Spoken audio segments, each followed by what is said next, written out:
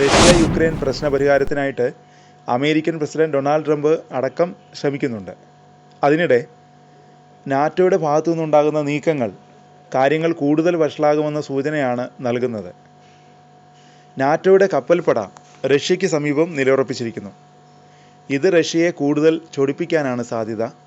കടലിനടിയിലെ കേബിളുകളെ അട്ടിമറിയിൽ നിന്ന് സംരക്ഷിക്കുന്നതിന് വേണ്ടിയാണ് ഈ ഓപ്പറേഷൻ എന്നാണ് നാറ്റോ അവകാശപ്പെടുന്നത്.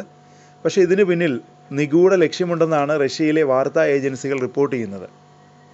റഷ്യയെക്കുറിച്ചുള്ള രഹസ്യാന്വേഷണങ്ങൾ നടത്തുന്നതിനും പുതിയ തന്ത്രങ്ങൾ വികസിപ്പിക്കുന്നതിനും അത്യാധുനിക സാങ്കേതിക വിദ്യകൾ പരീക്ഷിക്കുന്നതിനുമുള്ള ഒരു ബഹുമുഖ ശ്രമമായാണ് നാറ്റോ ഈ ഓപ്പറേഷനിലൂടെ നടത്തുന്നതെന്നാണ് റിപ്പോർട്ട്.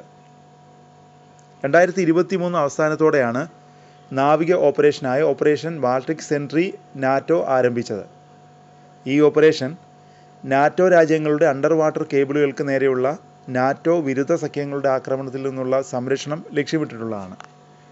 ഡിസംബർ 25-ന് എസ്തോണിയയ്ക്കും ഫിൻലൻഡിനും ഇടയിലുള്ള ആശയവിനിമയ കേബിൾ തകരാറിലായ സംഭവമാണ് ഈ ഓപ്പറേഷന് കാരണമായത്. വ്യക്തമായ തെളിവുകൾ പോലും ഇല്ലാതിരുന്നിട്ടും പാശ്ചാത്യ മാധ്യമങ്ങളും വിദഗ്ധരും പ്രതിക്കൂട്ടിലാക്കിയിരിക്കുന്നത് റഷ്യയാണ്.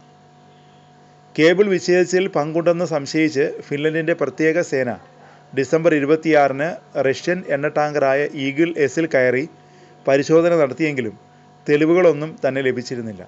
വെള്ളത്തിനടിയിലുള്ള കേബിളുകൾക്ക് മനഃപൂർവ്വം കേടുപാടുകൾ വരുത്തിയെന്ന സംശയത്തിൻ്റെ പേരിൽ സമാനമായി കഴിഞ്ഞ ഒരു മാസത്തിനിടെ നിരവധി റഷ്യൻ എണ്ണ കപ്പലുകൾ നാറ്റോ അംഗരാജ്യങ്ങൾ കസ്റ്റഡിയിലെടുക്കുകയും പരിശോധിക്കുകയും ചെയ്തിട്ടുണ്ട്. കേബിളുകളുടെ അട്ടിമറിയിൽ റഷ്യയെ പ്രതിയായി ചിത്രീകരിക്കാനുള്ള നിരന്തരമായ ആസൂത്രണമാണ് നാറ്റോ നടത്തുന്നത്. എന്നാൽ അതിലെല്ലാം തന്നെ സംഘം പരാജയപ്പെടുകയാണ് ഉണ്ടായത്. ഇതുവരെ നാറ്റോയുടെ ഈ കളികൾക്കെതിരെ റഷ്യ സംയമനത്തോടെയാണ് പ്രതികരിച്ചത്. എന്നാൽ റഷ്യൻ പ്രസിഡന്റ് വ്ളാഡിമിർ പുടിൻ്റെ ക്ഷമയെ പരീക്ഷിക്കാനുള്ള നാറ്റോയുടെ ശ്രമം അവർക്ക് തന്നെ വലിയ ഭീഷണിയാകും. രാജ്യത്തിനെതിരെ ഉയർന്നു വരുന്ന ഭീഷണിക്കെതിരെ റഷ്യൻ സൈന്യം മേഖലയിൽ അണിനിരക്കുകയാണ്. റഷ്യയുടെ നീക്കങ്ങൾ അറിയാൻ രഹസ്യാന്വേഷണ വിമാനങ്ങളുടെ സഹായത്തോടെ നാറ്റോ മേഖലയിൽ പതിവായി പരിശോധന നടത്തുന്നുണ്ട്. എന്നാൽ വ്യോമ പ്രതിരോധ, കപ്പൽ വിരുദ്ധ പ്രതിരോധ സംവിധാനങ്ങളുള്ള പ്രദേശങ്ങളാണിവ. തീരദേശ മിസൈൽ സംവിധാനങ്ങളായ ബോൾസ്, ബാസ്റ്റണുകൾ എന്നിവയും ഇവിടെ പ്രവർത്തന സജ്ജമാണ്. തായ്വാൻ കടലിടുക്കും ക്രിമിയൻ ഉപദ്വീപും നിരോധിത മേഖലകളായി അമേരിക്ക നിശ്ചയിച്ചിട്ടുണ്ട്. പാശ്ചാത്യ സൈനിക പ്രവർത്തനങ്ങൾക്ക് ഈ പ്രദേശങ്ങൾ കാര്യമായ വെല്ലുവിളികൾ ഉയർത്തുന്നവയാണ്. ഓപ്പറേഷൻ ബാൾട്ടിക് സെൻട്രിയിൽ നാറ്റോയുടെ മറ്റൊരു ലക്ഷ്യം കടലിൽ യുദ്ധത്തിനുള്ള പുതിയ സാങ്കേതിക മാർഗങ്ങൾ പരീക്ഷിക്കുകയാണ്.